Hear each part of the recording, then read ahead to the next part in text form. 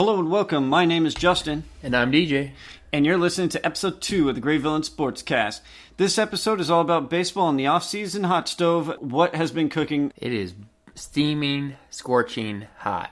Deals going everywhere. All the players are popping off the board.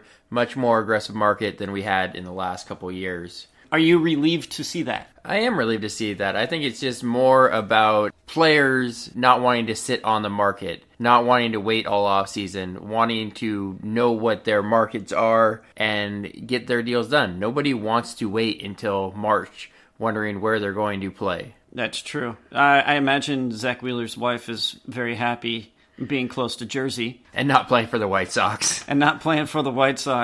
Zach Wheeler from the Mets to the Phillies, 5 years, $118 million. What did we say in the last podcast that we did? That he was going to be right about $24 million. And nailed it. Did the Phillies really need to get a top-of-the-rotation starter? Yes, they did. They needed to because they don't know what Jake Arrieta is. And so to pair him with Nola and then to have Arrieta as your three, they definitely needed that.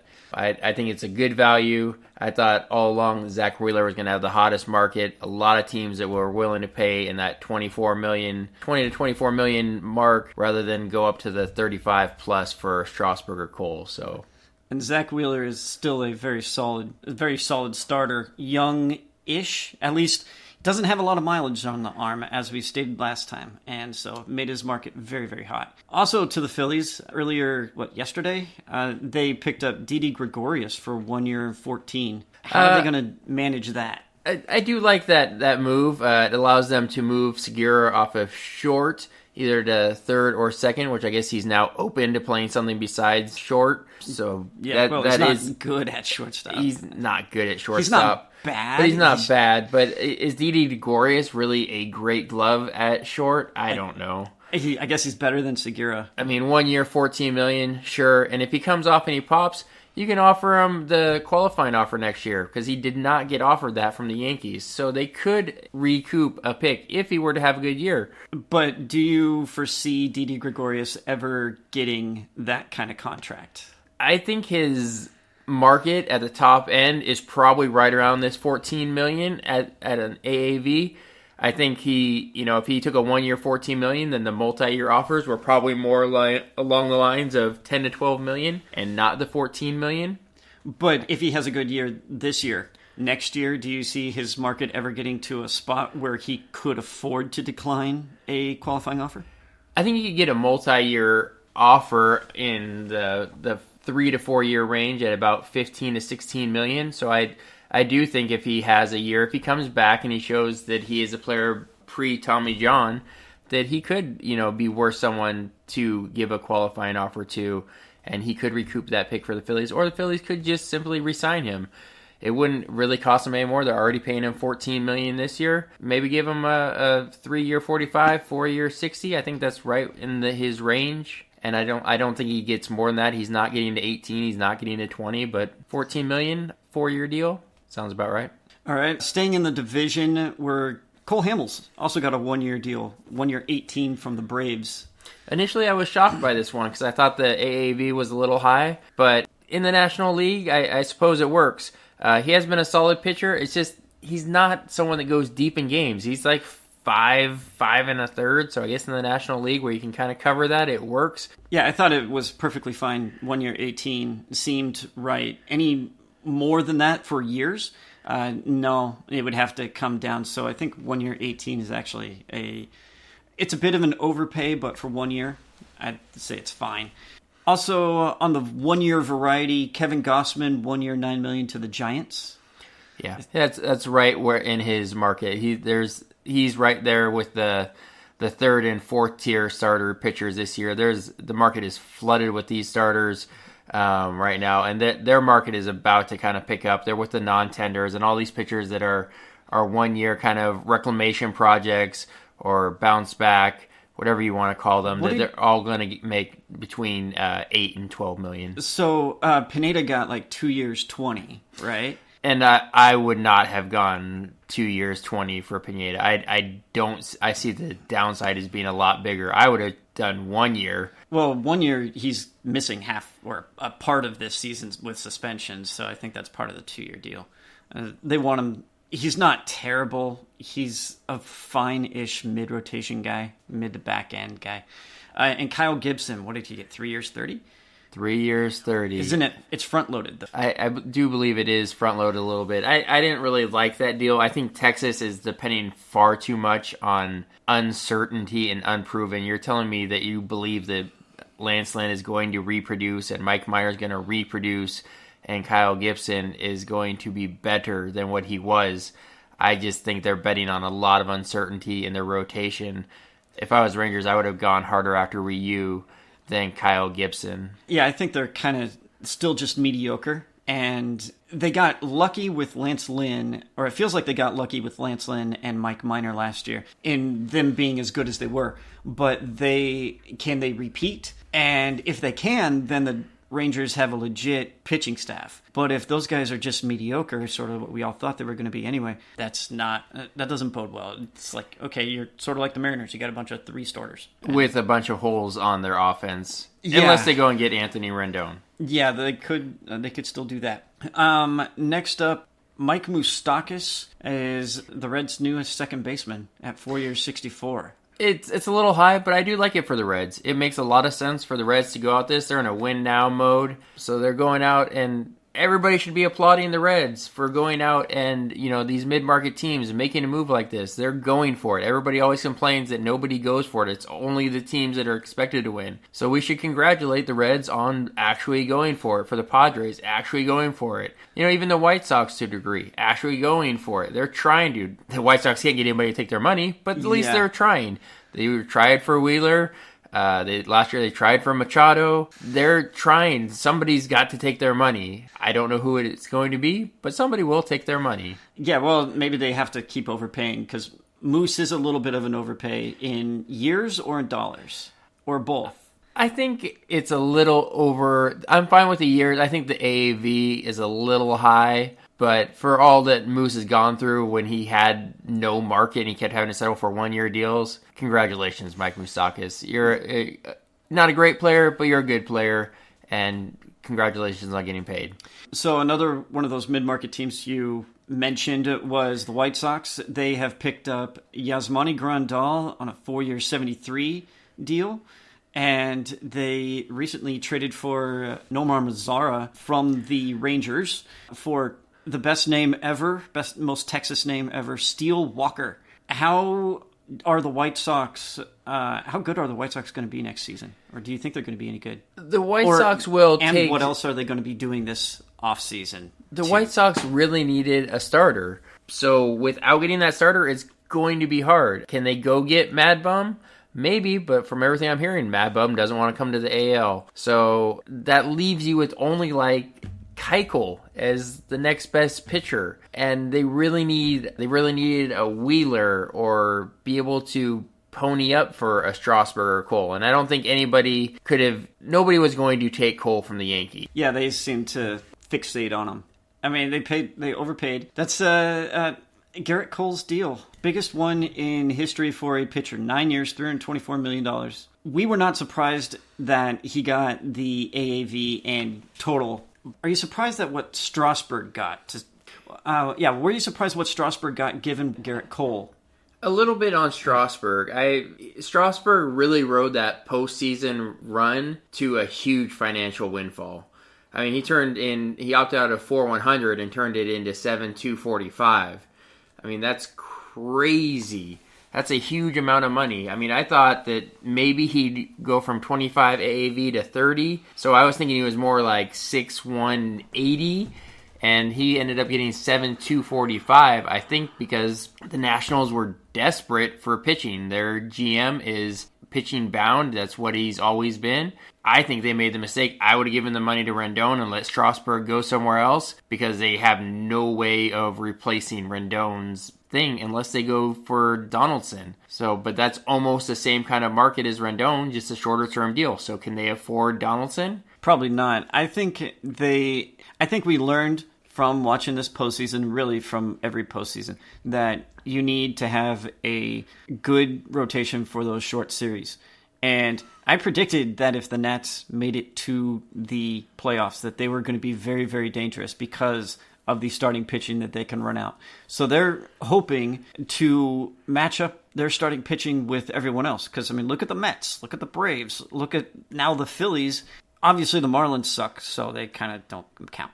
But the major four teams in that division all have pretty stacked rotations. I mean, the Phillies have the worst, and it's not even that bad. I think the Nats needed to re-sign Strasburg, but I also think the Nats need to keep Rendon, and that's why in the last podcast I asked you, did winning the World Series change anything? Because it almost feels like it puts an onus on them that they have to keep it together, but they just can't at these prices, partially because of, as you said last time, the deferred money in that Rendon doesn't want to do. Yeah, Rendon is not keen on deferrals, which is how they've been able to get all these players. If you actually look at the Nationals' payroll, they do have the big ticket items, but then after that, they really drop down fast. Like, they got a bunch of $5 million and less players. Sure, they have the big players in Scherzer and Strasburg and Corbin, but after that, it's really drops down. It's like Yan Gomes and Adam Eaton, and Adam Eaton falls off the books after next year. So I really do think they could fit Rendon in or Donaldson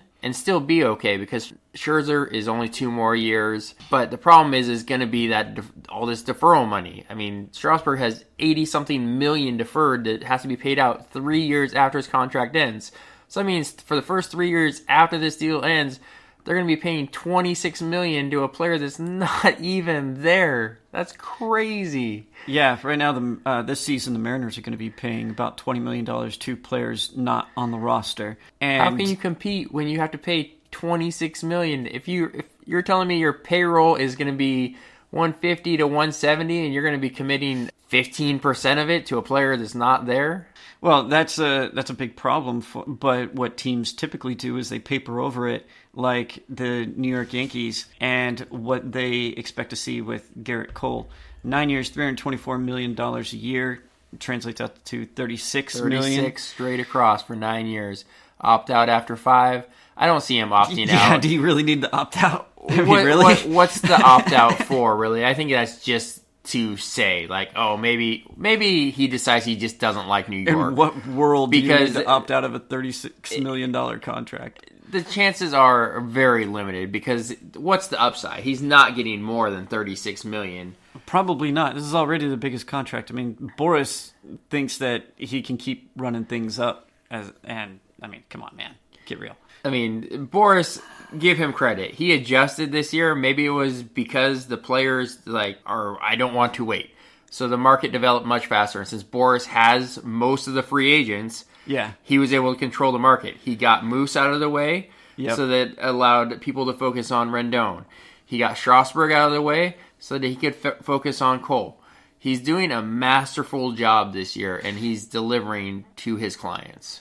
Yeah, I hate Scott Boras, but I agree with you. In years past, he's really struggled adjusting to markets, and his clients have struggled.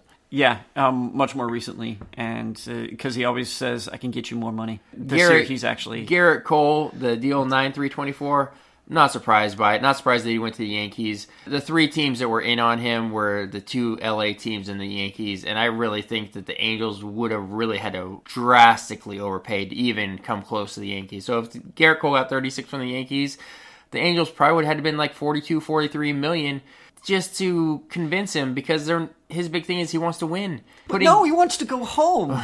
Putting Garrett Cole on the Angels does not make them a winner. Fly home, little birdie, fly home. Everybody has to fly home, right? Yeah. So what does this do to the Yankees' playoff hopes?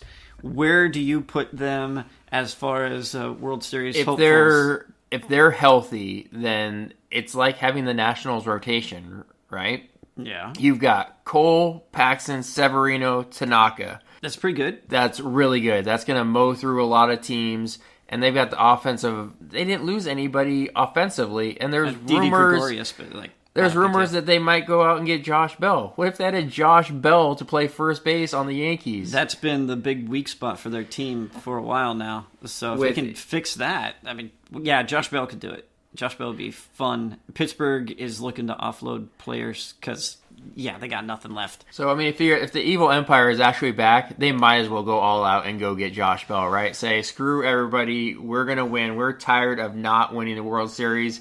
Are you happy that the Yankees are back? I am happy because then maybe it will inspire teams to actually want to spend. The Yankees used to be dominant forever, and then, they got knocked down. Well, now they're saying, hey, we're back. We don't even care. So we mentioned those 4 starters. That doesn't even count J Happ. So maybe they move J Happ because his contract becomes uber expensive with this luxury tax, right? His $17 million is probably more like $27, $28 million. Yeah. So they may be something like what the Angels did with the Giants in moving Zach Cozart. They may attach a prospect just to move him because it might actually save them an exorbitant amount against the luxury tax. Well, and he is just their 5th starter. Yeah, that'd be good to package him up with a prospect. Is that so? We did see a prospect deal for a contract. It's the first one we've seen in a while. The Mariners have been rumored, or people have been wanting the Mariners to make a deal similar to this. The Angels traded away Zach Cozart, infielder who is constantly hurt and can't hit. Yeah, glove can't only. hit. He's the new Brendan Ryan, just more expensive. They traded him and their first-round pick, and 15th overall, Will Wilson, a 45 future value player, to the Giants for a Patumnal. A player to be named later. So is buying prospects a good move? Do you see that as a good deal for the Angels? Doesn't matter that what they do with the money from this point on. What do you see that buying prospects as a good deal? Do you see like a Will Myers deal people have been wanting the Mariners to do for $20 million? What's the differences there, and how do you feel about them?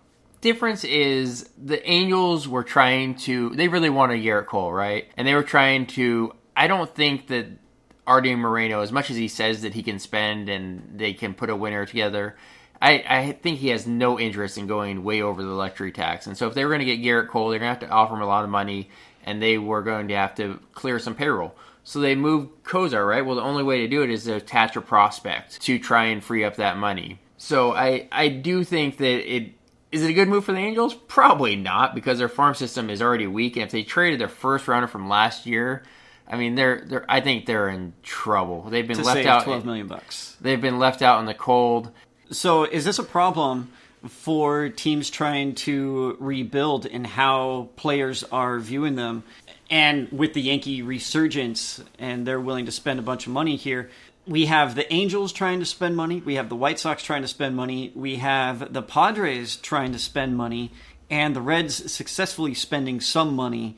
Are we happy that the Angels are unable to get their really expensive player? Or yes, you should always be happy if you're a Mariners fan that the Angels are left out in the cold. Everybody said that Garrett Cole was going to the Angels, even from the beginning of last year. Garrett Cole's going home, right? Yeah. He's an Angel, mark it down. Yeah. He's an Angel, right? No, sorry, it doesn't work because there's teams that can outbid you. You got the Yankees, when they want to win, they just do it.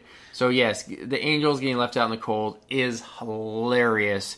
There's like nothing left for them unless they want to go get Dallas Keuchel. And if you're telling me that their additions to their starting rotation that was awful last year, Dallas Keuchel and Dylan Bundy, good luck, Angels. Mike Trout's career is going to be wasted. Yeah, so the Angels have added a couple pitchers. One of them, Dylan Bundy from the Orioles. And people seem to be really sort of sad that they didn't get their hands on Dylan Bundy because he's a former first-round pick. It's supposed to be good. So the White Sox rebuild, the White Sox are trying to do is get Zach Wheeler. Look at their rebuild. Look at their team and how they're building it for this coming season. Is it smart what they're doing now? Ultimately, will they be successful in this rebuild happening this season, or is it going to take several more seasons for them to actually be competitive? It depends a lot on what their young pitchers turn into. I think the Mariners and the White Sox are kind of like parallel in a lot of elements. The White Sox are a little bit more advanced in their position players, whereas the Mariners are a little bit behind, but their pitching prospects are fairly close. You know, the Mariners farm system has developed some pitching. They've had a lot of pitchers take upticks. And so the problem is you can't put all your eggs in prospect baskets because they blow out. They fail. Look at Dylan Bundy, right? Everybody thought Dylan Bundy was going to be a 1. And right now, at best, he's a 5. Maybe he's a 4. Yeah, we'll see if he actually develops in a this is why the White Sox were trying to get like a Zach Wheeler, is because you can't depend just on prospects. You can't say all my prospects are going to turn out to be 1s and 2s because it just doesn't happen. Mm-hmm. You have to supplement them. You have to give them players. You have to be able to surround your young players with talented veterans that have been there. That's why the White Sox went out and got Grandal, right? A defensive catcher for their young pitching. Defensive catcher for the pitchers. And that's what we saw with the Mariners in dealing Omar Narvaez, I believe, is that we wanted a better receiver for the young pitchers. And Tom Murphy could do that, and we presume Austin Nola can do that as a backup catcher. Because I know people's favorites have been taken, or Alex Avila and whatever. These are just placeholders anyways for the next year or so till Cal Raleigh is ready. Cal Raleigh is the future catcher.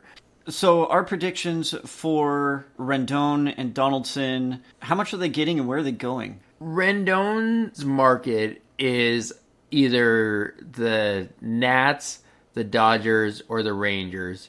The Rangers definitely want him the most. They are really big. And I suppose maybe you throw the Angels in there now that they got left out of the Cole sweepstakes. Maybe they pivot, since they did trade Cozart, maybe they pivot and just give all the money to Rendon. Rendon is going to get something very close to Arenado money. He proved that he's a great player. That postseason run, he did the same thing that Strasburg did. Had a great postseason. Big clutch hits everywhere. So he's going to get something very close to Arenado money. My bet is that he goes to the Rangers. I think the Rangers want him the most. I think the Dodgers want him the second most. It's just whether or not Rendon wants a shorter-term deal, because the Dodgers just don't give out long-term deals. They'd rather pay through the nose in AAV on shorter deals. I think the Dodgers would ultimately like to offer $5 and $200. They'd rather pay $40 million for 5 years than pay $28 for 9. Donaldson, you were thinking like 4 and 100. 400, 4-110. I think 4-110 is the very top of his market. You seem to think that maybe he gets 5 or 6 years. I just don't see it. I think 4 years is the top, and maybe between 25 and 27 million. Yeah, I think 5 years because he's still a quality player. He's been a quality player for his whole career. He's a late bloomer, but he's going to be 34. He's still fantastic. And I think he could end up at 5 years, like 27, 28 million, a little bit more than that. As far as pitchers go, Ryu, Keuchel, Bumgarner are the next level. I'm going to throw one out there because I think it's hilarious. I put out a joke. Bumgarner to the Angels so that he can DH. And the Angels are doing something weird with Ohtani and running him as a DH. They're going to give up the pitcher or the DH the whole time. Supposedly, on Ohtani starts and Joe Madden. I wouldn't put it past Joe Madden because Joe Madden is very out of the box creative thinking, and so the reports are that the Angels are going to give up the DH when Ohtani pitches so that he can hit. And so Bumgarner doesn't want to go to the American League because he loves to hit. So Bumgarner to the Angels. It could make it happen. You had brought this up to me a few months ago as a joke. It's just a running joke, but it makes a lot of sense. Yeah, because Bumgarner doesn't seem to want to go to the AL because he loves to hit. So the Dodgers seem to be the favorite to get Bumgarner right now because they missed out on Cole. Is that really what they should? Should the Dodgers just stick with Ryu, or should they get Bumgarner? Because it's like, or do they get both? Do they need both? They have Walker Buehler and all their young pitching and Kershaw. They don't need both. Share I'm the wealth. Putting my money Dodgers. that Ryu and Bumgarner both end up in Dodger blue. Wow. I'm putting my money on Keuchel to the Angels now. That's what I think. The Angels love their infield defense. Keuchel loves his ground balls. It's not the super sexy pick that they wanted, but Keuchel to the Angels. What kind of contract do you think Keuchel's worth? Is he $15 million, $17 million? Where do you I think the Angels have to give him a 5-year $100. Ooh. It's too much. That's going to hurt. Yeah. That's going to hurt. It's going to burn. What else? The Angels got to get someone to take their money. And it's either the knife in my or stomach the now. White Sox. Or the White Sox, I really wanted to see, maybe because I figured Bumgarner to the White Sox actually made a lot of sense, except that he doesn't want to go to the American League. So Keuchel to the White Sox, but I like Keuchel to the Angels so much better. And I have no idea where Ryu fits. I don't know what... Ryu and Bumgarner to the Dodgers to go with Bueller, May, and Kershaw. There's your 5. Where's the market for Francisco Lindor, Mookie Betts, Chris Bryant, JD Martinez? There still isn't one. None have ever developed for any of those players. Lindor is apparently not going to be dealt. Is it because you're not going to get 5 prospects for your player? It could be. Mookie Betts, who knows where his market is. Chris Bryant, he's got a grievance. What's going on with his grievance? That's what everybody's wondering. I guess they're supposed to know in the next couple of weeks. The hearing was done in early October, and from what I hear, the Cubs are fairly frustrated they don't have a result yet. I mean, they clearly manipulated. This is the biggest manipulation of service time ever. There was no reason to send Chris Bryant down, and had they sent him down for the first month, 5 weeks, this wouldn't even be an issue. But it was literally like the first 10 days of the year, just so they could gain the extra year. It was the biggest service manipulation of all time, and it's the reason why the players are so mad and they need this this next CBA is going to change things is because of Chris Bryant. So CBA is going to, the collective bargaining agreement for the players is going to be expiring at the end of next season. And so these guys are going to need to be talking and figuring out what they're going to do. Do you think the luxury tax is going to go up? And how much? It will probably go up. I don't think it's going to go up drastically because I don't think they want teams running away like the Yankees did to go get players. They do the luxury tax so that you want these middle teams to spend. You want the Reds to spend. You want the Mariners to spend. They're spending on garbage. I don't think it goes up drastically. It might go up some. It will probably be kind of like a step clause thing. Each year in the thing, it will go up. Kind of like the NFL salary cap goes up every year. There will be small adjustments, but to say it's going to go drastically up, I don't believe it will. I think it's going to go up at least $20 million. This first step. Yep. I think all these teams that are gearing up and paying a lot are going to get saved by the luxury tax going up to like 225. Right now it's at 208. It goes up to 225. So the first bracket, the first step of penalty is just going to get pushed up. I bet you that's what happens straight off, and we'll see what happens. The Yankees are sure hoping that happens. Yeah, of course they are. And I think they have a pretty good idea that it will happen. I bet you the Astros also want it to happen because they're having problems. They're going to trade Correa. They've been talking about trading Correa so that they can keep Springer because they have all these other guys that they can't keep. They apparently were the mystery team on Garrett Cole, but not really. Well, I think they were in on Garrett Cole to an extent because if they could figure out a way, they'd want Garrett Cole back, right? Well, of course you would. I mean, if you can run Cole, Verlander, and Greinke out again for the next, umpteen years, right? That would have made them the favorites instead of the Yankees. Garrett Cole is the swing player in pretty much wherever he goes, outside of going to the Angels, because going to the Angels does not make the Angels a playoff team. But going to the Dodgers, going back to the Astros, going to the Yankees, makes them all World Series favorites. In the collective bargaining agreement, the other thing that is going to have to happen, do you want to change the qualifying offer? Yes, I think that they need to adopt something very similar to like what the NFL does. It's stupid that teams are losing picks. Why are we doing this? All this does is drag down player markets. It needs to be something more like the NFL. I love the NFL market where they just it's all based on value and what they get is what you get in return. So you get comp picks based on what you lose. So if you lose so many players but you sign a couple, you are available to get a couple extra comp picks. And then those comp picks are just based on what you lost. That's why the Seahawks are very much, for the most part, they let their players go sometimes because their value is getting the comp picks back. So if baseball were to go to something like that, I think it would be much better. Also with that, you have players reaching free agency so late in their lifespan as a major league player, they're usually getting to free agency around 29, 30, even 31 years old. With I think we'll see Haniger make free agency at 31 years old. What that does to their market is that they're not young players anymore. They're usually over the aging curve on the downside of their career, and so they don't get these lucrative contracts. Do you have any ideas for how to fix that? Yeah, I think the players most definitely want to get something in the 4-year range from down from 6 to 4. Maybe it's 2 years of team control, 2 years of arbitration, and then you maybe would keep arbitration. I think you do have to still keep some of it because you have to give players raises. It's not like you can just do 4 years of team control and then be like, hey, you're a free agent. Sure you can. You could, but the players are never going to go for that because like, okay, here's 4 years of $500,000 or $1 million. You already get 3 years of it. What's the difference? If I'm gonna trade you, you get 3 years of crap wages, or I'm gonna pay you more, but I'm going to pay you 4 years of crap wages, and instead of having to go 6 years for free agency, I'm now giving you 4 years till free agency. You will take that extra crap year of wages for 2 years of free agency. Yeah, you will. It's possible. It's the first year of arbitration, mind you. It's not the third year of arbitration. It's the first one, which are typically lower amounts of money as well.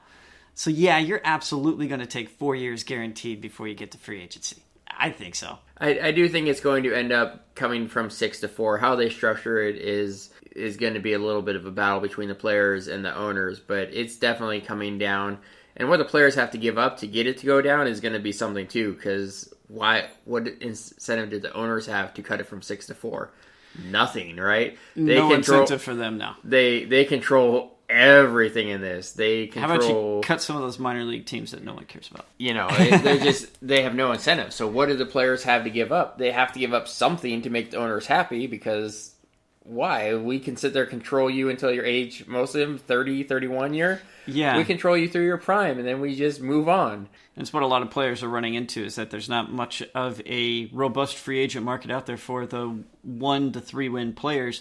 And they're also not getting paid much more than a couple $1 million for their middling returns because you could probably get a cheaper player to do the same thing for you. Now, I have my plan. I'll compromise with you on that 5th year.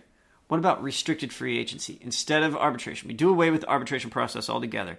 Restricted free agency. How would you want that? Or would that be a proper compromise for that 5th year? Right of first refusal, and that you get comp picks. You get a top end comp pick if a player signs with another team. As long as it stays away from teams losing picks. I just don't like the idea of teams losing picks. Yeah, okay. I'm on board with that. We need to get away from teams losing picks because that scares teams away from spending money, right? Because prospects are worth their weight in gold, so nobody wants to give up picks. Yeah. So it's it's not even just picks. It's okay. Do you think if they did away with the draft pool, if they went back to each player gets as much as they can negotiate, do you think that would loosen people on the draft picks? Because draft pool money is really important, as we've seen with Dipoto recently getting a draft pick for that Narvaez deal. Draft pool money is big, especially when you're drafting in the top end of the draft, right? I mean, that's the Mariners a lot of money.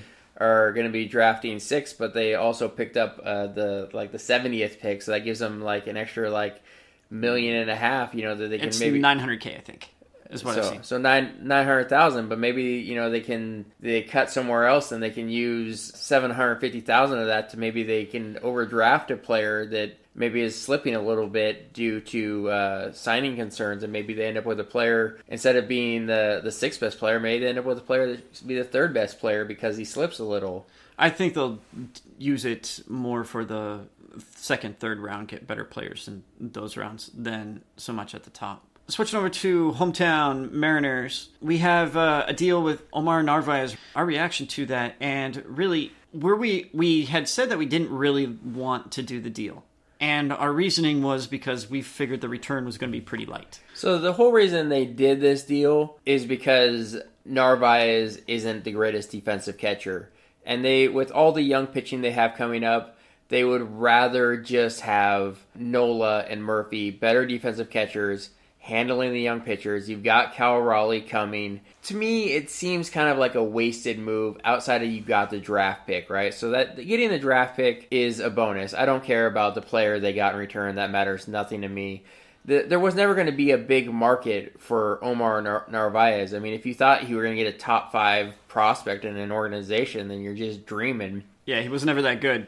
He didn't cost that to get. We then had him for a year. He didn't prove he was any better. He ended up being exactly what you thought he was. He just confirmed what he was before, and he got more expensive, and then we sent him off. So, in what world would he have more trade value after playing that season with the Mariners? I mean, I was happy just rolling out Narvaez and Murphy for the next year, and then moving on from Narvaez after next year. I didn't see the move. It's like, so we saved $3 million and we get a draft pick. It's like, woo-wee. I think the draft pick is worth more than what you're giving it credit for. Well, I think that's the whole reason why they made this trade with the Brewers is they probably took a slightly less prospect just so they could get the draft pick. I think the draft pick does make is why this deal happened, and maybe it didn't happen in other places.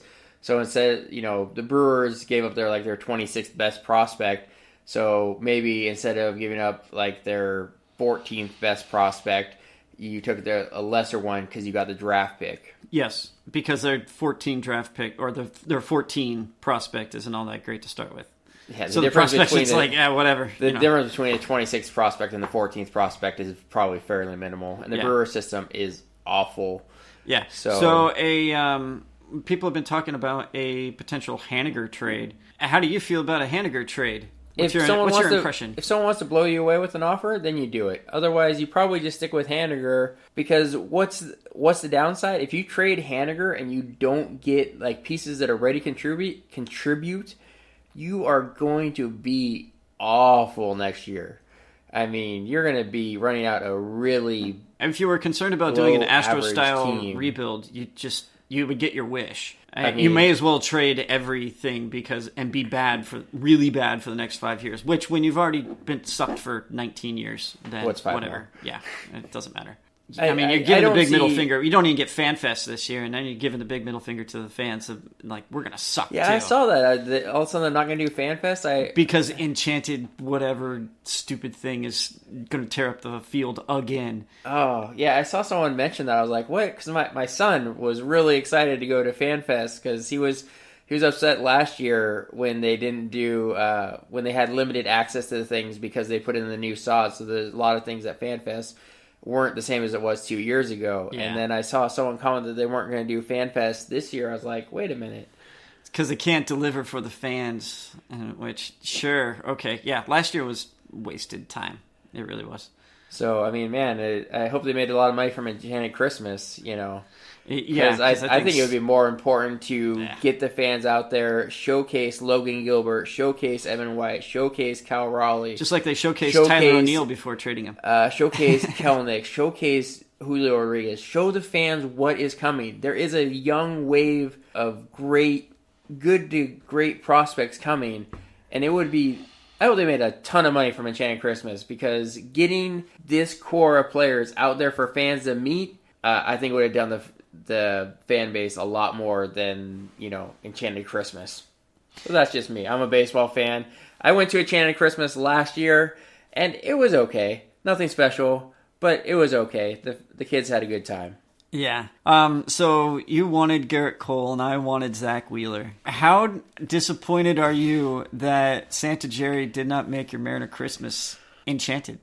We should be a little bit disappointed, because at what point do the Mariners spend money? They have so minimal contracts going forward that this really was the year, and they probably had no chance going up against the Yankees. They probably would have had to offer $45 million to Garrett Cole. And who knows, maybe even more than that, just because they're not ready to win. The problem is they needed Garrett Cole to be a free agent next year, when their prospects are more ready to take that step, when Logan Gilbert is, gotten his feet wet, when maybe Kelnick has gotten his feet wet, when Cal Raleigh is ready to take over, see what Kyle Lewis can do. The problem is they're a year away, so they were never going to be able to offer Garrett Cole what it took. But should we just be disappointed? Sure. Because you always, if you're a true fan, you want your team to be out there. At least if you're a White Sox fan, at least they're trying, right? Yeah. At least they're going out there like, hey, we No one went wants hard that dirty after White Sox money. Manny Machado last year. They were even, in on Bryce Harper a little bit last year. Yeah. And this year they were in on Zach Wheeler. You want your team to be out there. It's good PR. Yeah. It's really good PR. It's not good PR when they're just sitting back here and there's nothing happening, right? The Mariners only drew 1.7 million fans last year. They're not really giving them anything to be excited about. Their TV ratings are going to fall. Their attendance is going to fall. That's why I think canceling FanFest is a really bad thing, because you need to get out in front of these fans and be like, this is who we are.